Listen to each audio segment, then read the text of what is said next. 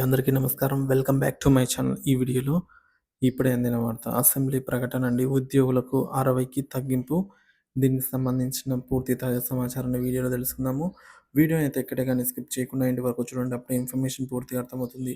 Video చూస్తున్న ప్రతి ఒక్కరు వీడియోకి అయితే లైక్ చేయండి ఫ్రెండ్స్. ఈ వీడియోని తోటి ఉద్యోగ మిత్రులతో అయితే షేర్ చేయండి. కొత్తగా మన ఛానల్ చూస్తున్నవారు సబ్స్క్రైబ్ చేసుకోకుంటే వెంటనే మన ఛానల్ అయితే సబ్స్క్రైబ్ చేసుకోండి. దీని ద్వారా నేను చేసే లేటెస్ట్ వీడియోస్ అన్ని మీ వరకు రీచ్ అవుతాయి.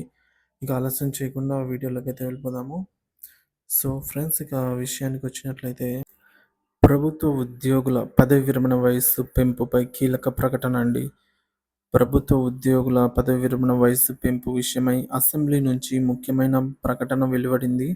ఉపాధ్యాయులు, గురుకులాల సిబ్బంది, ప్రభుత్వ కార్పొరేషన్లు ఉద్యోగులు ఇలా విభిన్న విభాగాలకు చెందిన వారు తమ పదవి విరమణ వయస్సు పెంపుపై అయితే మనోవేదన వ్యక్తం చేస్తూ ఉండగా ఈ అంశంపై ప్రభుత్వం కీలక నిర్ణయం తీసుకోవాలని అయితే నిర్ణయించింది.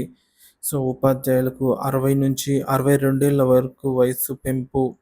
సో ప్రభుత్వ ఉపాధ్యాయుల పదవి విరమణ వయసు 60 నుంచి 62 ఏళ్లకు పెంచే ప్రతిపాదన ఆమోదించబడింది.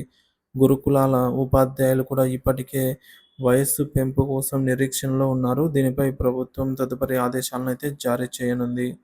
ఇక గురుకులాలు, కార్పొరేషన్లలో వివక్ష.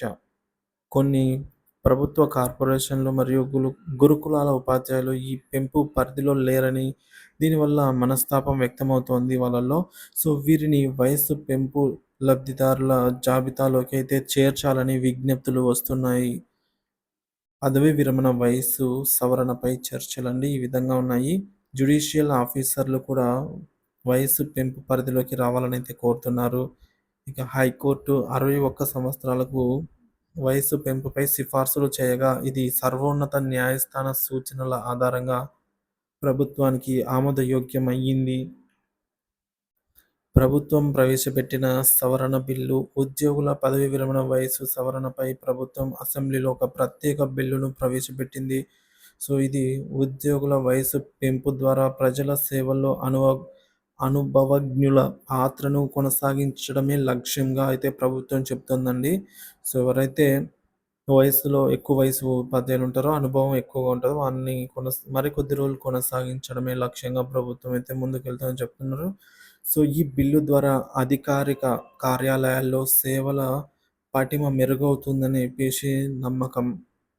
ఉపాధ్యాయులు, ఉద్యోగుల అభ్యర్థనలు అయితే ఈ మేరకు వయసు పెంపు మార్గదర్శకాల మీద ఎలా ఉన్నాయనగా కొన్ని వర్గాలకు మాత్రమే వయసు పెంచడం పట్ల ఉపాధ్యాయ సంఘాలు మరియు ఇతర వృత్తి సంఘాలు అసంతృప్తి వ్యక్తం చేశాయి.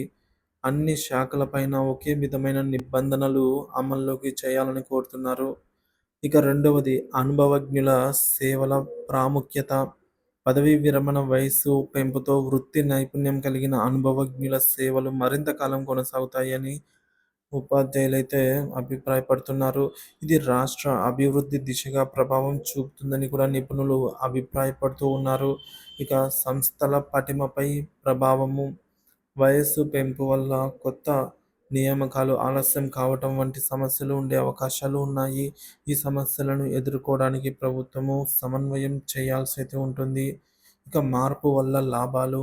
సమర్థుల సేవలు కొనసాగుతాయని అయితే చెప్తున్నారండి. సో అనుభవజ్ఞుల సేవలు మరింత కాలం కొనసాగటం వల్ల ప్రజల పనులు వేగవంతంగా జరుగుతాయని చెప్పవచ్చు. సో ఉద్యోగ భద్రత. పదవీ విరమణ వయస్సు పెంపుతో ఉద్యోగులకు ఆర్థిక భద్రత అనేది మరి కాస్త పెరిగే అవకాశం ఉంది. ప్రభుత్వ పనితీరు మెరుగుదల. అనుభవజ్ఞుల సూచనలు, మార్గదర్శకాలు సూక్ష్మమైన సమస్యల పరిష్కారంలో కీలకంగా ఉంటాయి. ఇక ప్రభుత్వ ఉద్యోగుల పదవీ విరమణ వయస్సు పెంపు తీసుకున్నటువంటి నిర్ణయాలు ఉద్యోగుల మనోభావాలను పరిగణలోకి తీసుకున్నవి. ఈ నిర్ణయాల ద్వారా సేవల్లో మరింత నాణ్యత, పనితీరు మెరుగవుతుంది. అయితే అన్ని వర్గాలకు సమాన అవకాశాలు కల్పించడమే నిజమైన విజయానికి దారి తీస్తుందని అయితే చెప్పవచ్చు.